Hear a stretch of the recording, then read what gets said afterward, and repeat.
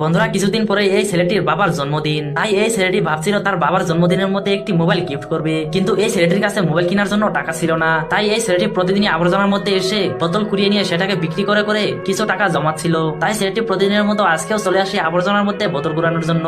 এসে ছেলেটি বোতল কুড়াতে থাকে, আর অনেকক্ষণ বোতল খোঁজাখুঁজির পর এই ছেলেটি আবর্জনার মধ্যে একটি মোবাইলও পেয়ে যায়, কিন্তু মোবাইলটি নষ্ট ছিল। তাই এই ছেলেটি সেটাকেও নিয়ে আবর্জনার মধ্যে থেকে রাস্তা দিয়ে বোতল কুড়িয়ে কুড়িয়ে যাচ্ছিল। তখনই এই ছেলেটি রাস্তার পাশে একটি মোবাইলের দোকান দেখতে পায়। তাই এই ছেলেটি সেই মোবাইলটিকে নিয়ে দোকানদার দিকে দেখায় সেটা ঠিক হবে কিনা। আর দোকানদারটি মোবাইলটিকে দেখে বুঝতে পারে যে এই মোবাইলটি ভালো ছিল। তাই এই দোকানদারটি ছেলেটির কাছ থেকে মোবাইলটিকে নিয়ে ঠিক করতে থাকে। বন্ধুরা, আসলে কি এই ছেলেটি মোবাইলটিকে ঠিক করতে পেরেছিল সেটাকে দেখার আগে আপনিও যদি এই ছেলেটির মতো বাবাকে বেশি ভালোবেসে থাকেন, তাহলে ভিডিওটিতে একটি লাইক দিয়ে চ্যানেলটিকে সাবস্ক্রাইব করে দিবেন, আর কমেন্টে আই লাভ বাবা লিখে দিয়ে যাবেন। তারপর এই ছেলেটি মোবাইলটির পার্টস সবগুলি খুলে নিয়ে সেটা পানিতে ধুয়ে সেই মোবাইলটিতে লাগিয়ে দেখুন মোবাইলটিকে অনেক সুন্দর বানিয়ে ফেলে। আর মোবাইলটিকে ঠিক করা হওয়ার পর এই বাচ্চাটিকে দিয়ে দেয়, আর বাচ্চাটি তার কাছে